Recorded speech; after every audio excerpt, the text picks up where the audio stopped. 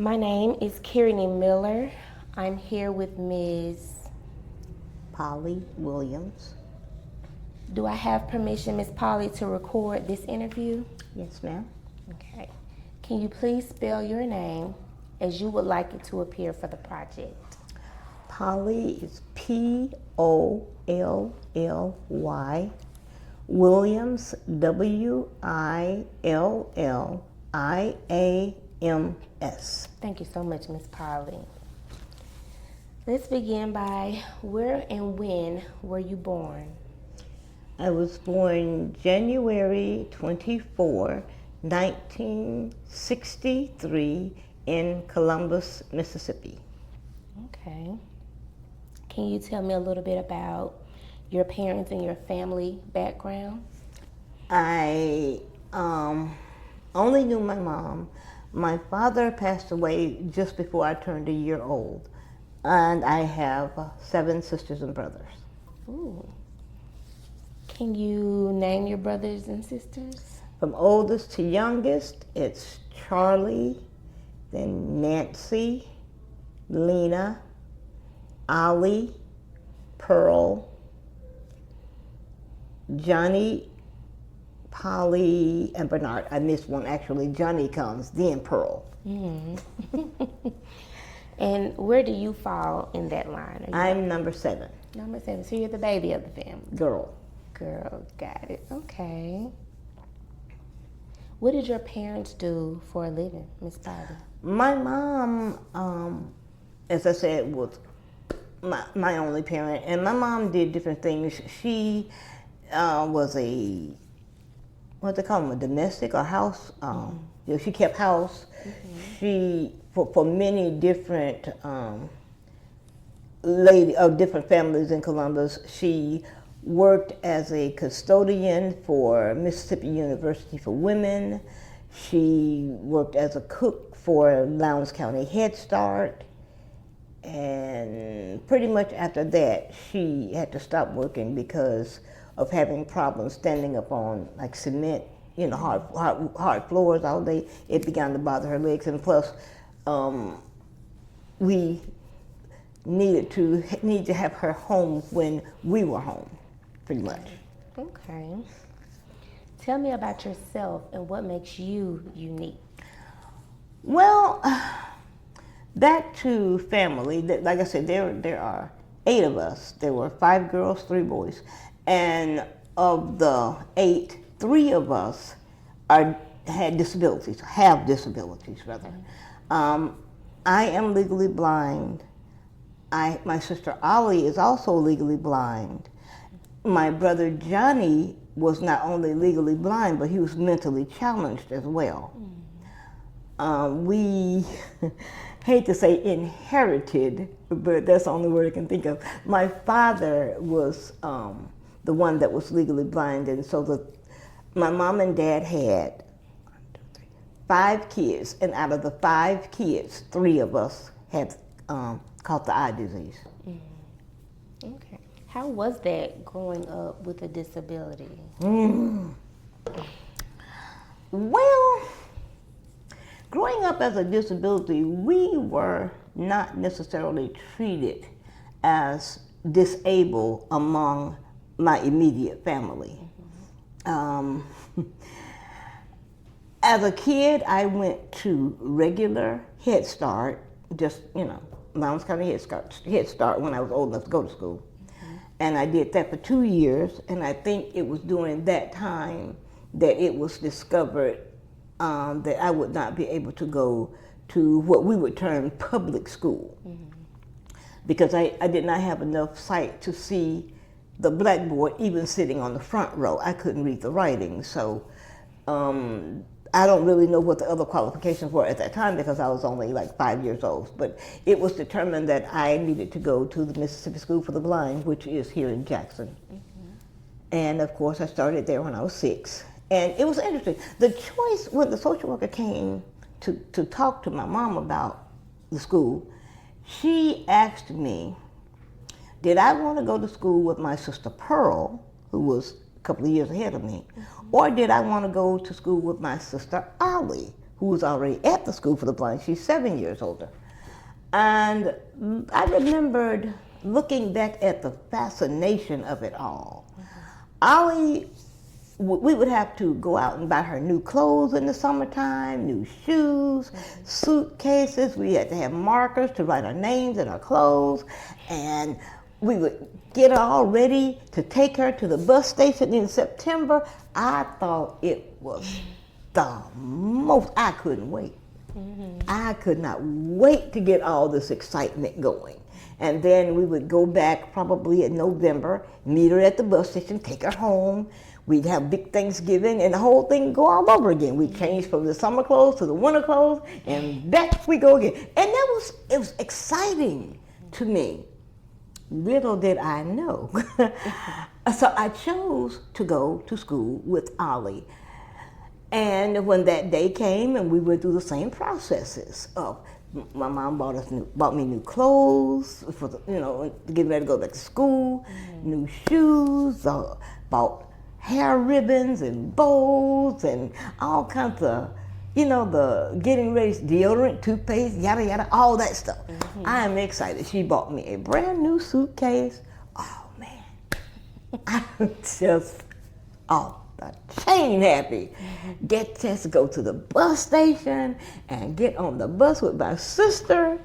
And it was a 3-hour ride from Columbus to Jackson. I couldn't be still.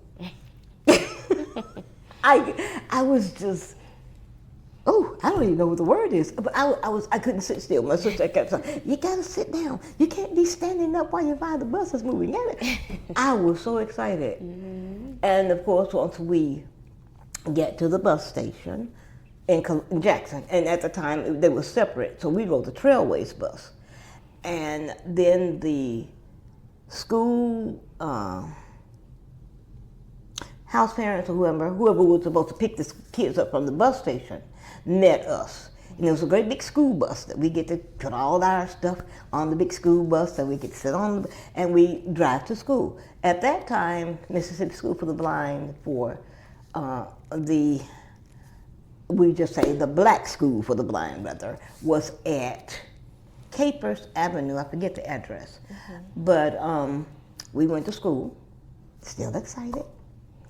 We go in and excited, get all, our rooms assigned, our beds assigned, and then things started getting not so comfortable because my sister stayed upstairs. All the little girls had stayed downstairs. Was a 2-story building. And so my sister had to go upstairs. And okay. So I went to find out where she went. Because, it was still welcoming day, so there really weren't any real restrictions this particular day because everybody's coming back to school and everybody's all excited seeing their friends and yada, yada, yada. And so I was okay.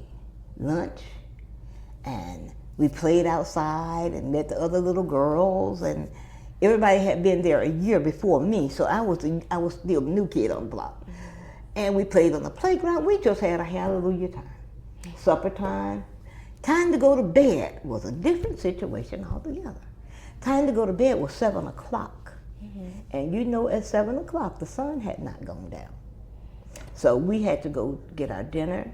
Then after our dinner was from 5 to 5:30, maybe 5:45. And then we had to come in and get ready to take our baths. There were about 8 little girls. So we all had to get baths, get our pajamas on, and go to bed. 7 o'clock, we had to be in the bed. Okay, now this is strange. You still hearing kids outside playing.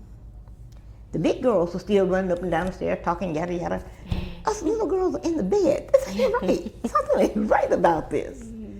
And because at home we slept together because we only had a 3-bedroom house.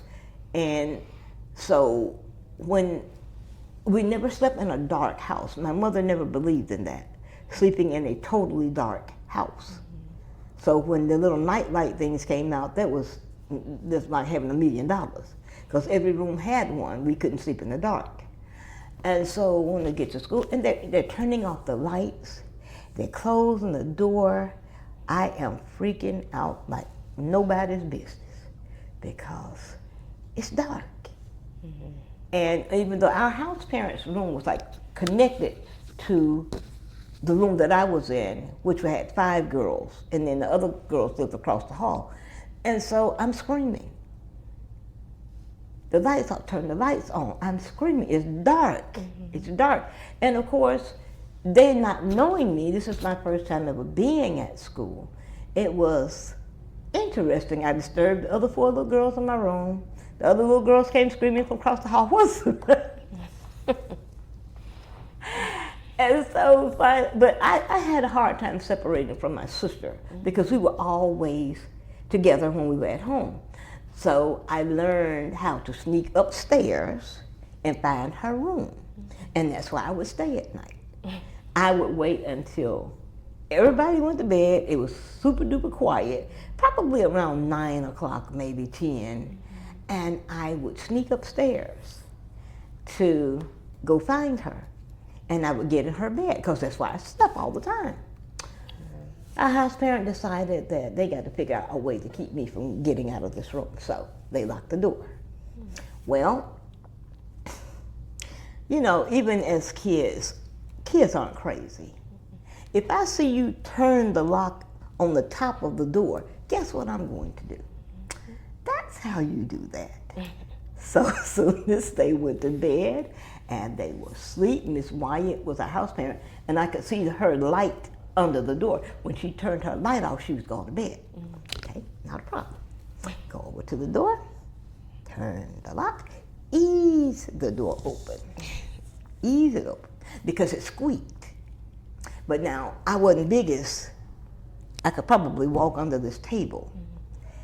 So I had enough sense to not open wide, but open just enough for me to get through that door. It didn't squeak. I went up the stairs, found my sister's room. Of course, I knew where it was probably about the 3rd time. And I got in her bed. And I slept with her until it was time to get up. What other challenges did you face with adjusting to that new environment? Getting used to being away from home. That was always difficult. I cried for 5 years. Every time we would go home for a holiday and come back, I would cry for at least a week. Because it was just hard. It wasn't my sisters, it wasn't my mom, it wasn't TV when I wanted to look at it. It was, and we had we had a schedule. We had to get up at 6:30. We had to get of course we had our baths at night, so we got our clothes on, and we would start getting our hair combed, but if the bell would ring at 7 for us to go to breakfast. And we had to leave the dorm to go to the other building for breakfast.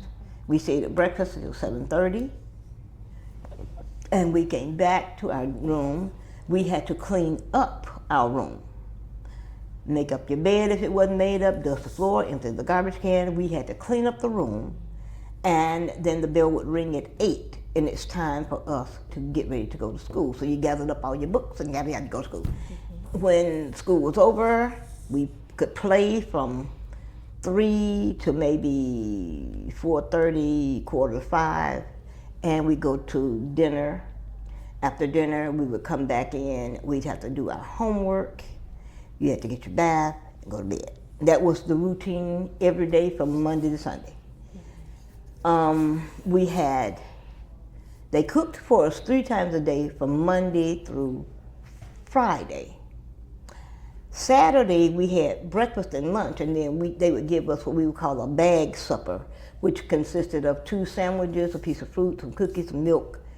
And they would make the bags while we're having lunch. So they had to make a bag for each person. And they would bring them to the dorm so that we could be fed at 5:30, whatever. So they did that on Saturday and Sunday. We had bag lunches, but we had breakfast every day, breakfast and lunch every day. Getting used to learning how to read Braille, oh boy.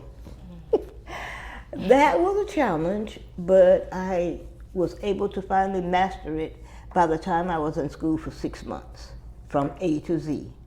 And that's called grade 1 Braille, where you read each letter one by one. Just like you see HOP, H-O-P, you had 3 letters, H-O-P. But as you move on up to what we call grade 2 Braille, it's where they have signs, shorter forms of letters that would mean different things. Like instead of seeing OF, we had one sign that meant OF. We had an A, of course it always was A, it was just A by itself, unless we're doing math. But when it came to the letter B, what we call the uppercase B would be the word BE. No, I'm wrong. Anyway, but the letters had different meanings as we got on into learning how to read Braille. And so probably I would say by the time I was 3rd grade, I mastered them both. And I started Braille as opposed to a lot of the kids when they came, they started print because they could use large print. And some of them never learned Braille. But, I started Braille, so Braille is what I know to this day, and I'm very thankful. Okay. Getting adjusted to the kids, like I said, we got 8 kids that lived at school. And then we had what we would call day students, which means they had a ride, they would come to school, and at the end of the day, they would go back home. And I had cousins that were such kids. They came to school every day and went back home when school was over. And of course that was a problem because I couldn't do that. So it was just a lot of different adjustments going to school. But like I said, I would cry every time it was time to go back to school. And I began to somehow think, well, Pearl didn't leave to go to school, and Nancy and Lena and all them, they stayed at home. And Ollie and I had to catch the bus and go away from home.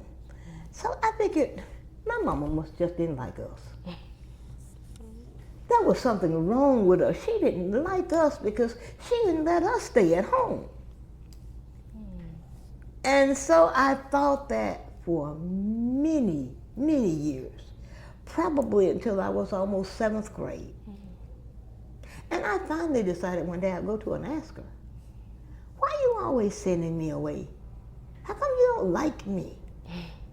And she cried for a minute, which is something you hardly ever saw my mother do. My mother was stronger than a rock because she had to be mom and daddy. So, and she didn't play with us. She was a serious, you better do what I tell you to do before it comes out my mouth kind of mom. And so when I asked her, after I saw her cry, and I kind of backed up because I'm thinking, uh-oh, I'm in trouble. And so she finally told me, she said, well, she said, with y'all being born and y'all can't see good, I can't teach y'all nothing. So I had to send you somewhere where somebody could teach you something because I didn't want you to grow up and be dumb. And I was just blown away. And it stopped me from crying when I left to go to school. And I would think about that. She didn't want me to grow up and be stupid. And I remembered I asked my sister Ollie, because I was 7th grade, she was getting ready to graduate. And I asked her, I said, did you know that? And she said, girl, did I know what? She's a bossy kind. And with me being the little sister in the bunch, she was always the bossy one. And so I told her what Mama told me. And it kind of changed her too. She was kind of like, no, I didn't know that. So here was something that was the beginning of our sister friendship. Because we had a secret nobody else had. And I always looked up to her because it's my sister, my big sister. She taught me how to do a lot of things as far as helping me to adjust to being at school. She did all my homework. I never liked to do homework. She did all my homework for me all the time.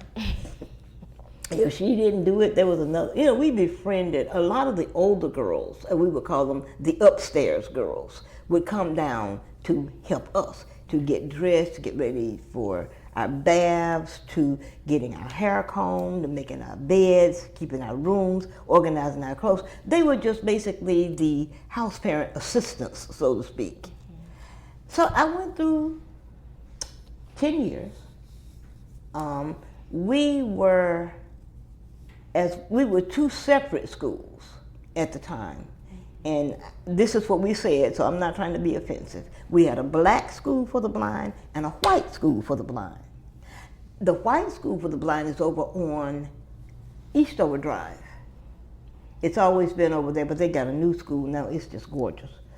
So we integrated in, I was 6th grade, I think. Yeah, I was 6th grade, 1974, when school integrated. And that was a whole new situation too, because they had a whole lot more privileges than we as black kids had. What challenges? They had a swimming pool. They had a gym.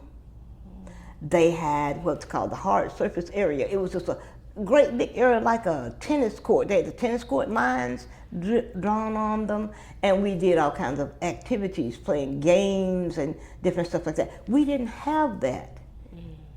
When we had for exercise purposes, the high school kids used the auditorium, and the elementary school kids, we used the hallway of the elementary school building. We didn't have a swimming pool. We didn't have an area outside. We just had a playground, just grass. We didn't have all of the things that they had. So it was pretty interesting to have that experience, and then to go to school dealing with white and black. Now, as far as us elementary school kids, we got along fine. We didn't have, at least us girls, we didn't have any problems. We didn't fight, we didn't carry on, and it was no bickering and nothing like that. We basically learned to get along with each other. The young lady that was my classmate was named Darlene Jones, and she helped us as far as we were all going into 6th grade. So she helped us learning about how the school system works now that we're integrated. So, and it ended up being pretty good for us. We discovered, like I said, different privileges, new relationships. We discovered who our best friends were. So it was pretty good for us. Now, I know that some of the high school kids, they had problems. They would fight and fuss and get in trouble, but it was all because of dealing with white and black. And I stayed, like I said, I had a great time.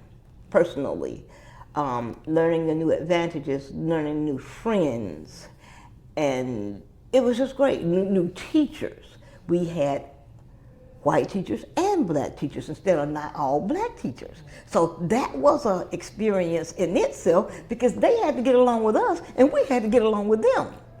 And we had this young lady, it's terrible. Her name was Miss Van Devender. And Miss Van Devender was a librarian as well as an English teacher. And we discovered that she had a son, and her son had committed suicide on a Wednesday. Well, we just gonna take advantage of this situation. Whenever there was a test that fell on Wednesday, it never happened. Because all it took for one of us to come in there and say, oh, I hate Wednesdays. I think I'm gonna go kill myself. That lady would burst out crying, school was over. It's not, now, we knew it was a bad thing, but it got us what we wanted. We didn't want to have class on Wednesday. We didn't want to take a test.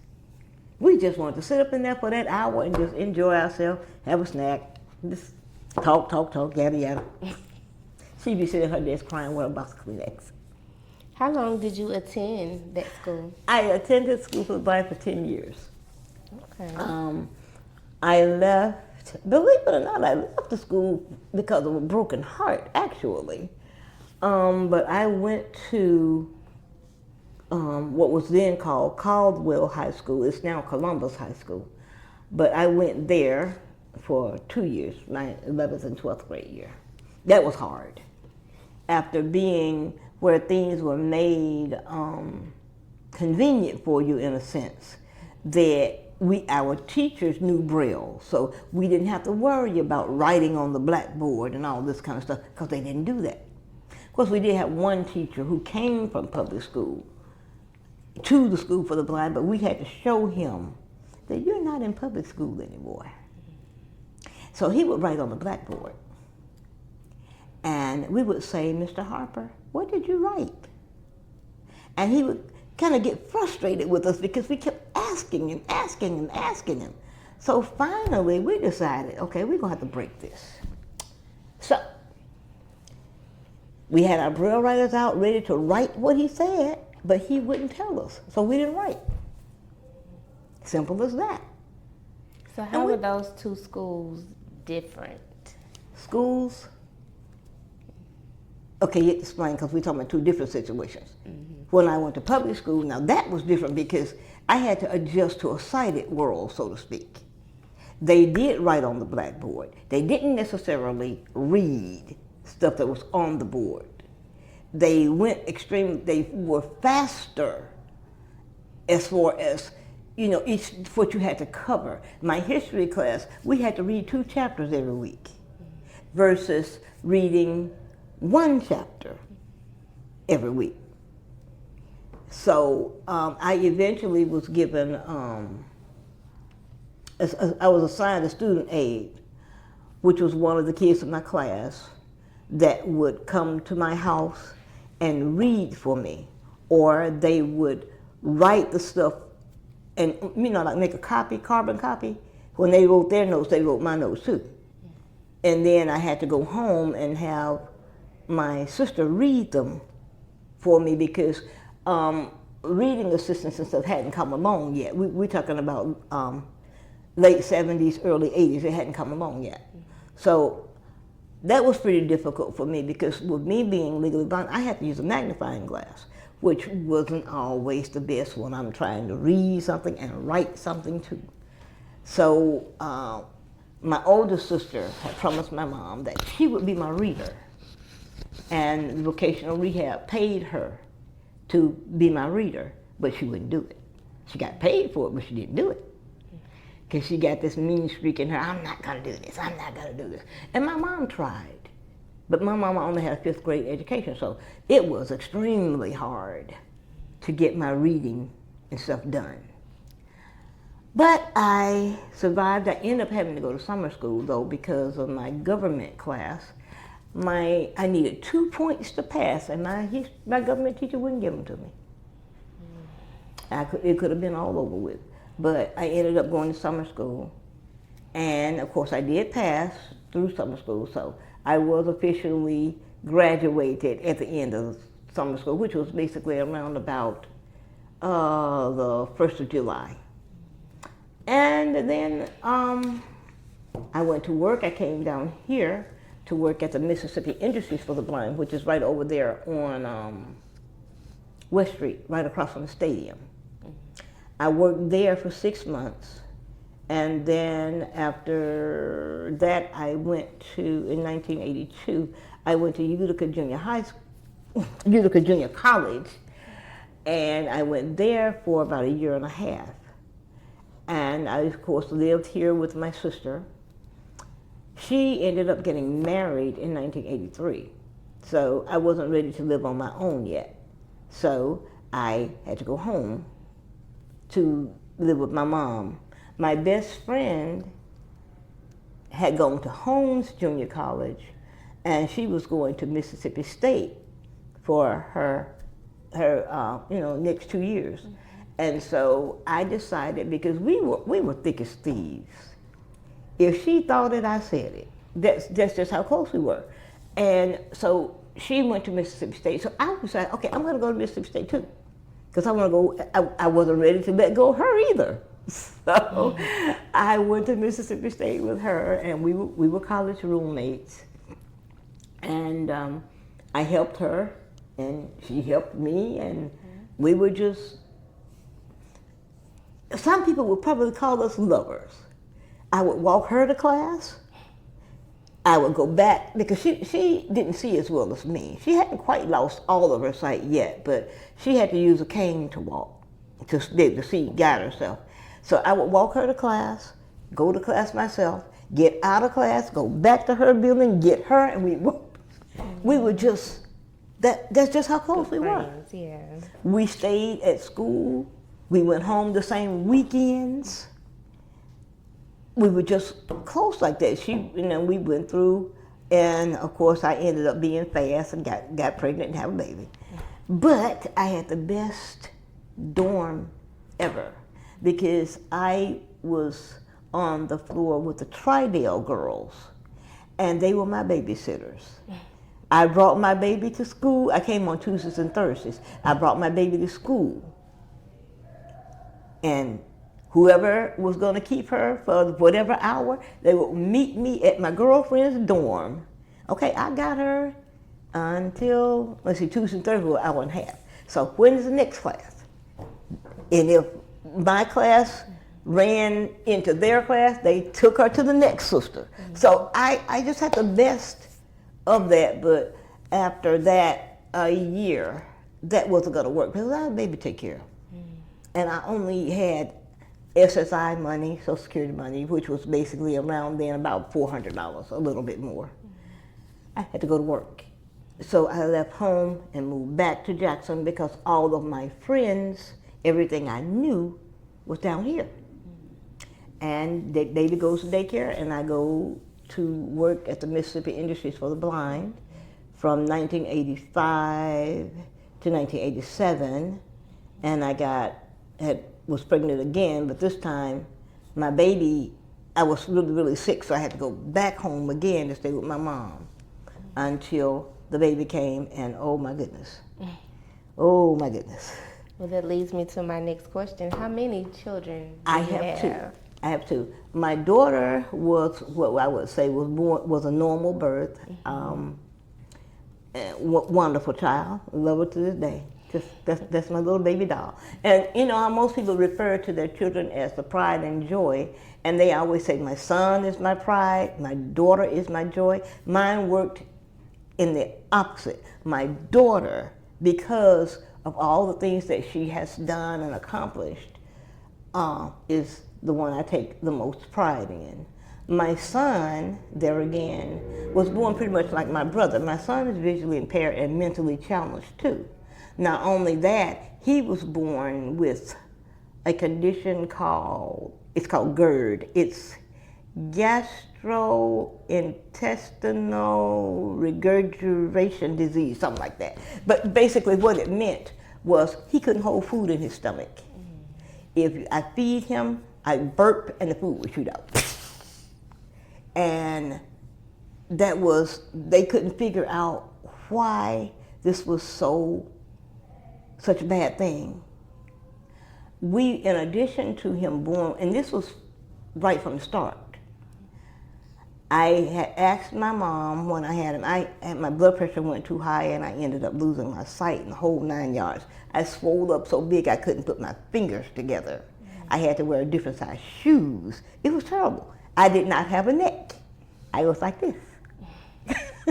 But the pregnancy itself was okay, was normal. Only thing is I ate everything I saw. If you rattle a piece of paper, I'm coming to see what's on that paper. And it better not be something to eat, because you're going to have to give me some, because I'm not going to leave you alone till you do. Now my daughter was the opposite. I couldn't eat anything. Only thing for my daughter I could have was a Coke and a cupcake. That's the only thing that did not come back no matter when I ate it. Everything else, eat half, spit it up, go back, eat the other half, spit it up. That's the way that was. Morning sickness was terrible. My son, I actually probably enjoyed. being pregnant, because like I said, I could eat. Nothing ever happened, but I just kept swelling. So when we had him, I would always ask my mom, because being visually impaired was a thing that was always a 50-50 chance with me and my sister having children. So I asked my mom, could he see? Because she said you could see cataracts on the eye. And so when she looked at my daughter, she said, it's all right. But when she looked at my son, she was kind of hesitant about answering. So I knew she didn't want to come right out and tell me that he had cataracts. So, which was, for me, now I adjusted a whole lot better than my sister, because I understood 50-50. And I just accepted. My sister always would hold on to the 50% that wasn't. That means that her children would be able to see, but both of her children have cataracts.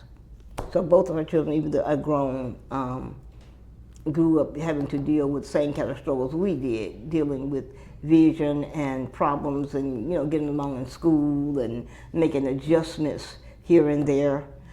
But they did. They did great jobs. My niece is a social worker, I think, disability social worker, and my nephew is a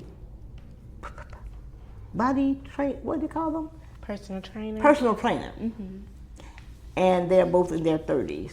And my daughter has gone from working for Habitat for Humanities to being the thing that she hated the most was having to deal with having a son that had special needs.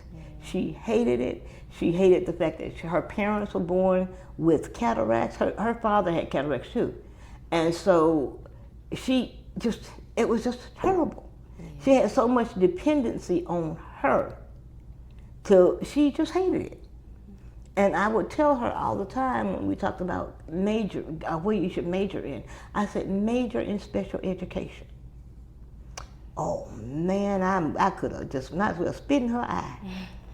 And I said, but this is the reason why. I said, because you have personal experience with special education. You will be way ahead of the game versus your classmates who got to learn it from a book. You know it from personal experience, and believe you me, that'll take you a long way. Oh man, we fussed. She disagreed. She hated the whole idea for a long time. So she, after Habitat for Humanity, said she went to school. And guess what she ended up being? The head of the special ed department. Good. I said, I told you so. Who was your support system as you raised your children? My sister. After having Zach and my son, at 4, Zach only weighed 18 pounds. And after going through fighting with the court system down here, and that was a horrible time too, because with him being born visually impaired, he had cataracts. And like I say, he was mentally challenged, then he had this eating disorder.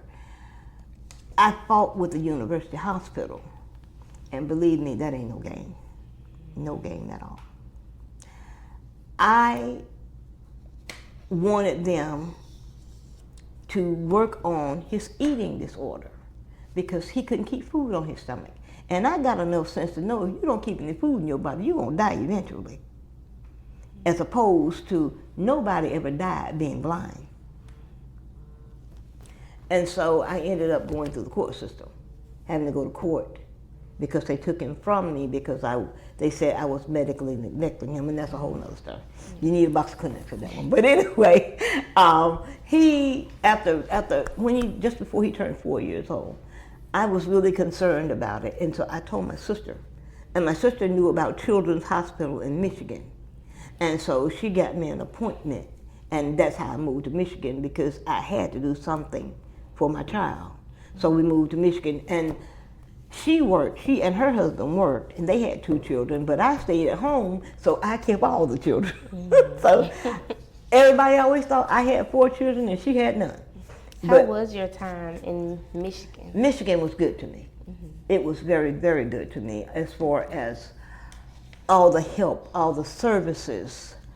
I had great doctors at Children's Hospital, and then my son ended up going to this place called Penricton Center for the Blind, and it was basically like when I went to the school for the blind, except they went to public school, as you know, not the school for the blind itself. They just lived on a special campus, but they had the school buses, and the school buses would come and take them to school, where they were in special ed programs and such. So they were great.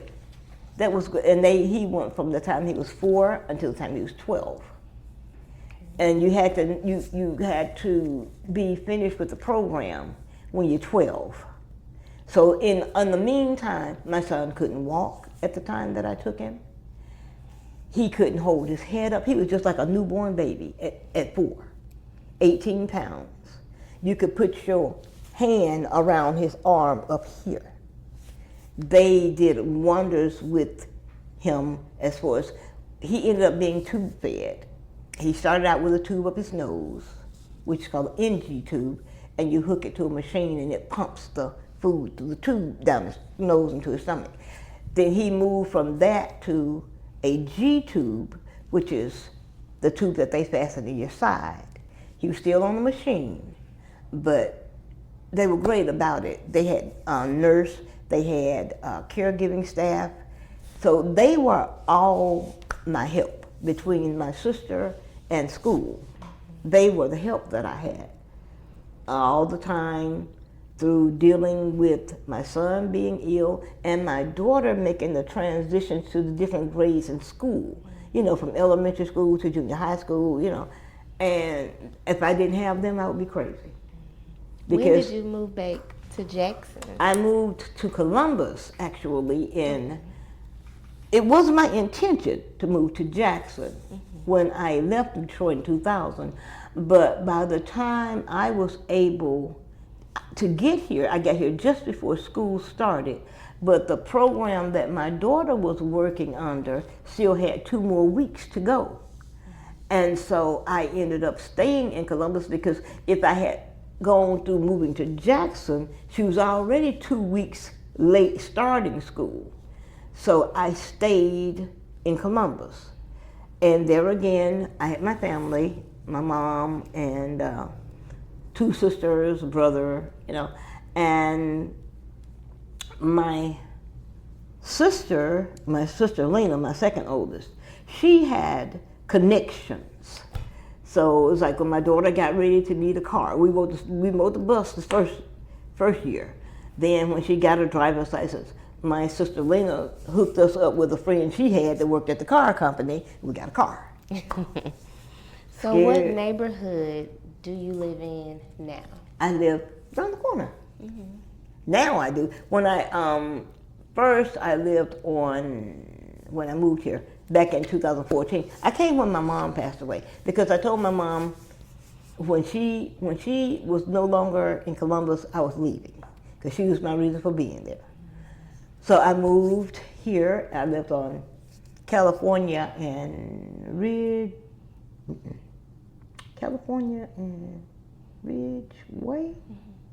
over that way. And then I moved several times in the times that I've been here because of different situations. When I moved here in 2014, my brother Johnny, I had to take care of him because my mom passed away. So I told her, don't worry about it, I got it. I got a home, Johnny got a home. So Johnny passed in 2014, Mama 2013. Johnny passed like 10 months later after my mom. So I had to move again because each time a person dies, you know, if they're receiving SSI, Social Security, whatever, that stops. So I'm depending on all of this money, basically $2,200. Johnny passed away, then that cut $700 something out of my income. So now I got to figure out, I didn't have a job yet. So, oh my goodness, what am I gonna do? So I had to move again to a place where I could afford, where the rent was lower. And then, I moved from California to somewhere lower. I forget where I lived. Somewhere over in Virginia, though. And of course, went to work, and like I said, I moved several times because of different situations. I fooled around and fell in love, found the house I wanted. I didn't love the boy, I wanted the house. So he agreed to help me get it. And of course that fell through, and I ended up after another year having to move again. So it just moved, But finally I've been where I am now since 2018. Can you paint a picture of the neighborhood you live in now? Bailey Avenue, you go up to DeWitt, which is about a block and a half. And to your left, and the house is the second house that faces DeWitt on the right. I love my house. I love it, love it, love it. My sister and I, pretty much since I've been in Jackson, we've almost lived together. If we didn't live together, we lived so close to it, everybody thought we did. How do you feel about the neighborhood that you live in? I love my neighborhood. It's very convenient to me. I can walk to fast food places. I can go, to the store as far as Family Dollar store goes, a grocery store. I hate Walgreens left because then I could have even gotten my medicine. But I love being there. I love my neighborhood. I live across the street from one of the young men that I went to school with. He's actually older, but we know each other very, as far as going to school. So whenever I need somebody to get my son off the bus, I could call him, Eddie, Zach is going to be on the bus and I'm not home. Can you get him? And he said, sure, I'll go get him. And so I put his name on the paperwork so my bus driver will know to leave him with Mr. Agnew and that way he'll call and say, Mr. Agnew got him. I said, okay. And so it works well for me. I love my neighborhood. I love my house because it has no trees in the yard, so I don't get to rake leaves. I love it. It's a great big house. It meets all of our needs. I married twice. My first husband, we were married 2 years, and he passed away, and we lived there. And after I was single about a year, going through him being gone, and then I actually ended up marrying one of my schoolmates that I couldn't stand when he was little. I wanted to kill him. And he tells the story to everybody that he married his elementary school sweetheart. And I was like, please don't say that, because I don't feel love when you say it. I want to kill you. So he's a minister. He's actually a great guy. He's let me see. I got to go down this and say. He's a minister. He's a computer technician. He is a musician for the church. He's a DJ. And there's something else. It was 5. I can't remember what the 5th one was. But he's a real sweet guy. So we're coming up on a year next month being married. And we're adjusting, because with Zach is, of course, my baby. He's 36, but he is, with each year comes a different stage of maturity. Even though he's about, Star says between 9 and 15, as far as, because he's not the same age, depending on what the situation is.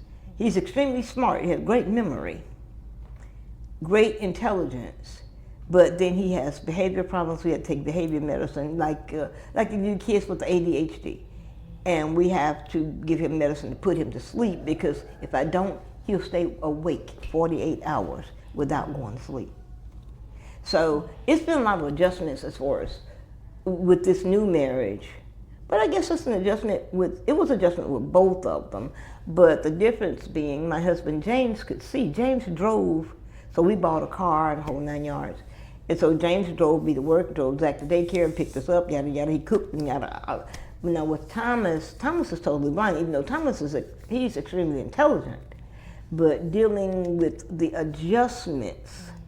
And I told him that even though I grew up with kids that have vision problems and they're totally blind, there's still a whole lot I don't know because I can see. So it's different.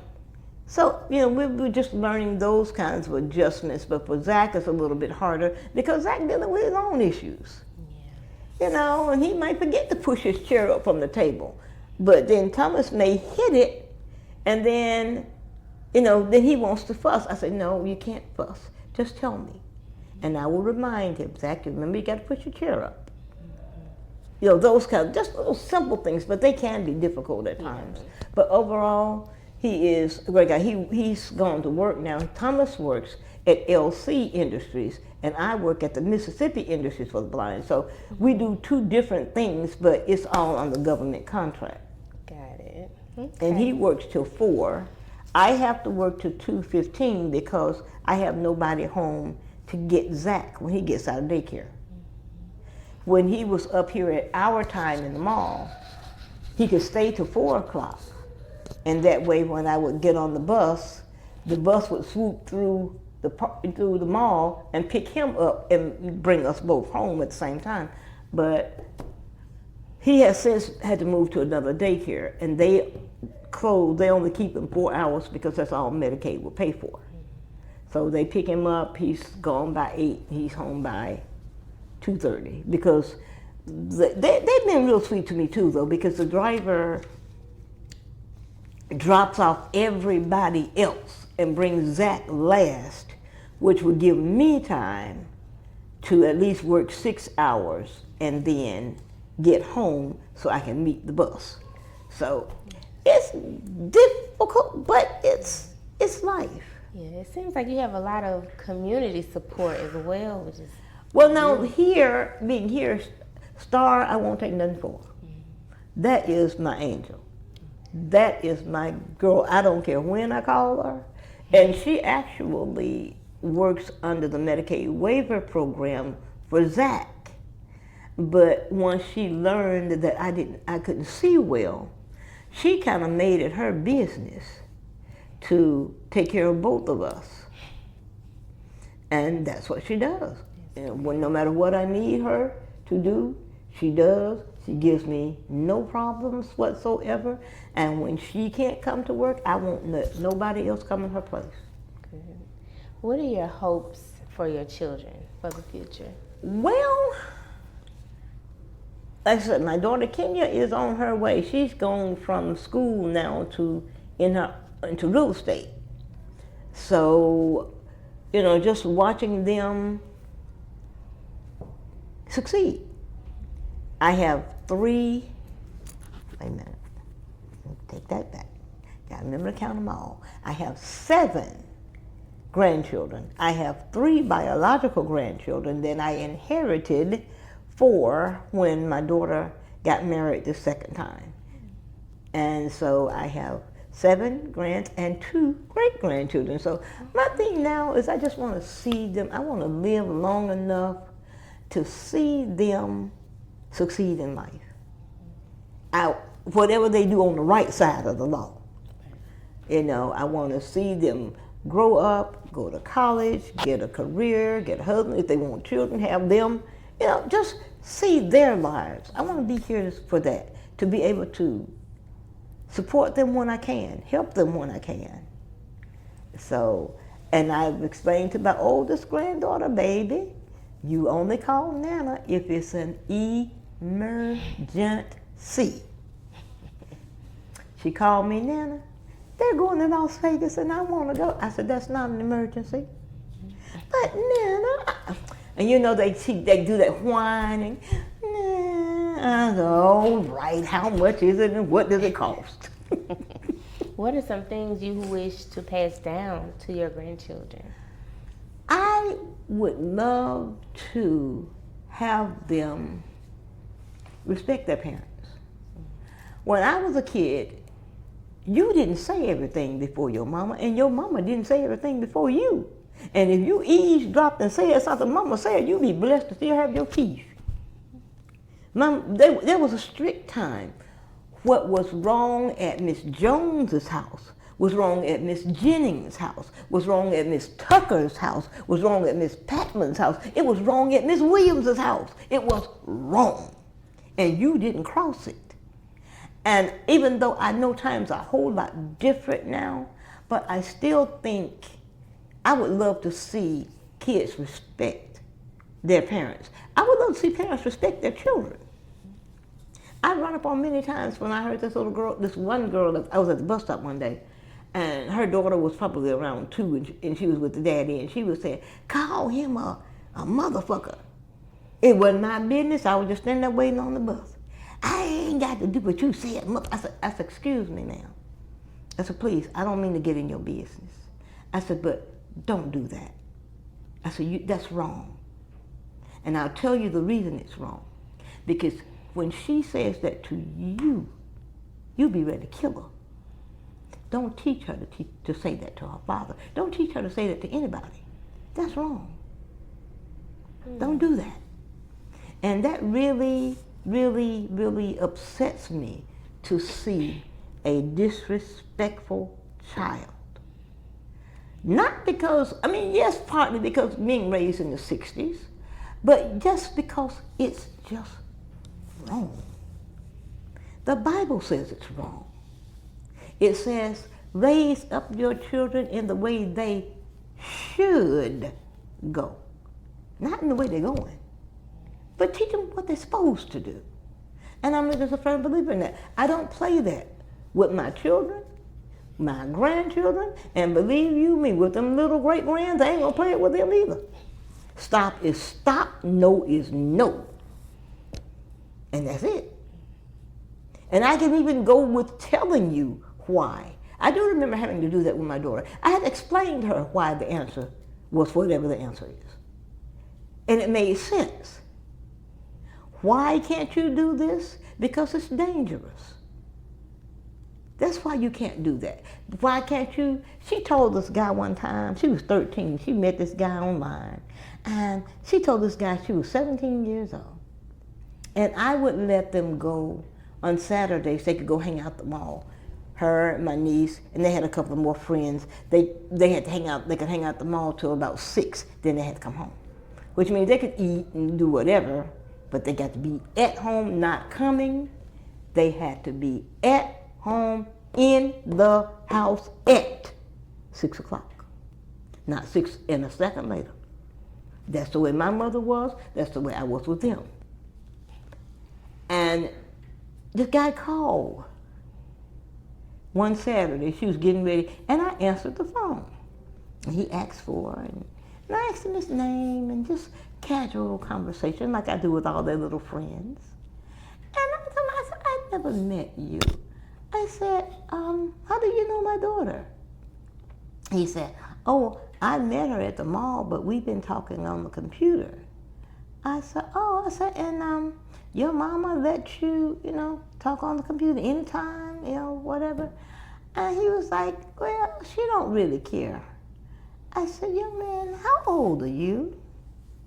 He said, 17.